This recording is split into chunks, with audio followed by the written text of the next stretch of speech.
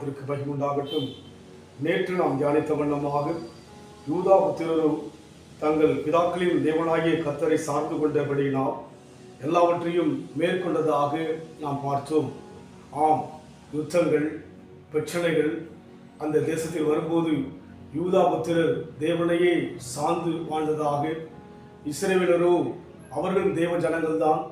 இன்றைக்கு தேவ ஜனங்கள் என்று சொல்லுகிற அநேகருடைய வாழ்விலே தேவனை சாராதபடிக்கு தங்கள் ஞானத்தை, தங்கள் திறமைகளை, தங்கள் பணத்தினால், தங்களுடைய பலவிதமான மேன்மையினால் எல்லாவற்றையும் மேற்கொள்ள யோசிக்கிறார்கள். இஸ்ரவேல் ஜனங்கள் அப்படியாகத்தான் அவர்கள் தேவனை விட்டு விலகி பாகால்களை வணங்கி, விக்கிரகங்களை வணங்கி அவருடைய வாழ்க்கையிலே அவருடைய காரியங்கள் எல்லாம் பலவீனமானதாக நாம் பார்க்க முடியும். இந்த வழியிலும் கூட நாம் தியானிக்கும்படியாக 2 நாளாகமம் 14ஆம் அதிகாரம் 2ஆம் வசனம், ஆசா தன் தேவனாகிய கர்த்தரின் பார்வைக்கு நன்மையும் செம்மையுமானதை செய்தான் என்று சொல்லி பார்க்கிறோம். ஆசா, அபியாவின் மகன்தான் ஆசா. இவர்கள் யாவரும் யூத புத்திரரிலே தாவீதின் வம்சத்தில் வந்த ராஜாக்களாக இருக்கிறார்கள்.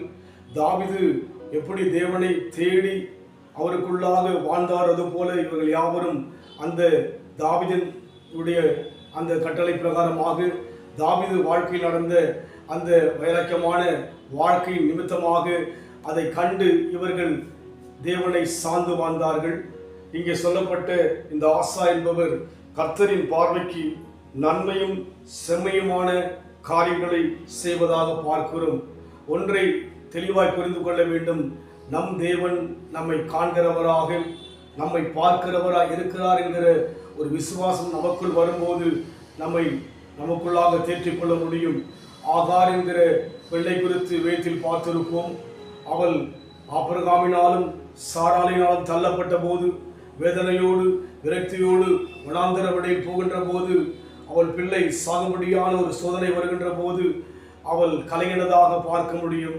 அப்போது தேவ மகிமையை அந்த வனாத்திலே அவள் கண்டபடியினாலே அந்த பிள்ளையானது தண்ணீர் இல்லாதபடி சாகும்படியான ஒரு சோதனை வந்தபோது அங்கே வனாத்திலே தண்ணீரை கண்டபடினாலே நீர் என்னை காண்கிற தேவனை சொல்லி ஆகார் சொல்வது போல நம் தேவன் நம்மை காண்கிறார் என்கிற நம்பிக்கை நம் வாழ்க்கையில் வருகின்ற போது ஆசா அப்படியாக தன்னை காண்பதாக நினைத்து தேவ பார்வையிலே நன்மையும் செம்மையுமானதை செய்ததாய் பார்க்கிறோம்.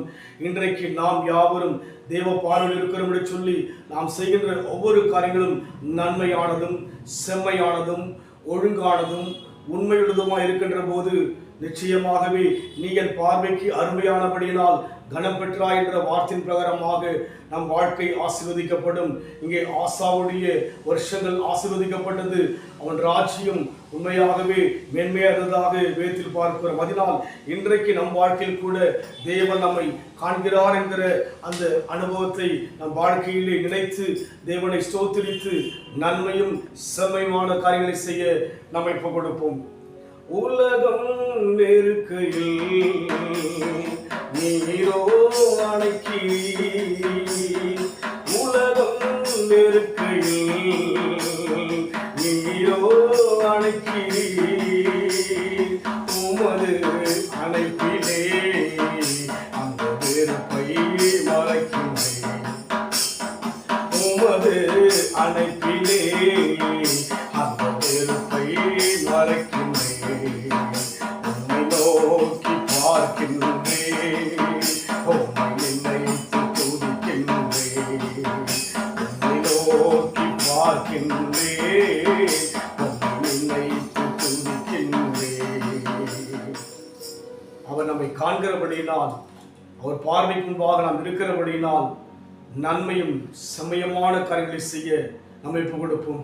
அன்பின் ஆண்டவரே, உன் பார்வையில் வாழ்கிற மக்களப்பா, எங்கள் வாழ்க்கை அநேகருக்கு நன்மையாக, எங்கள் வாழ்க்கை செம்மையாக இருக்கும்படியாக தேவன் எங்களுக்கு கிருபை கொடுப்பீராக. அந்த பாதையில் எங்களை நடத்துவீராக. அந்த பாதையை நாங்கள் விரும்புகிறோம். நீர்தான் அந்த வழியில் எங்களை உற்சாகத்தோடு நடத்தும்படியாக, உம்முடைய ஆவியானவர் எங்களை உயிர்ப்பிக்கும்படியாக எங்களை ஒப்புக் கொடுக்கிறோம். இயேசுவின் நாமத்தில் பிதாவே, ஆமென். கர்த்தர் ஆசீர்வதிப்பாராக. God bless you.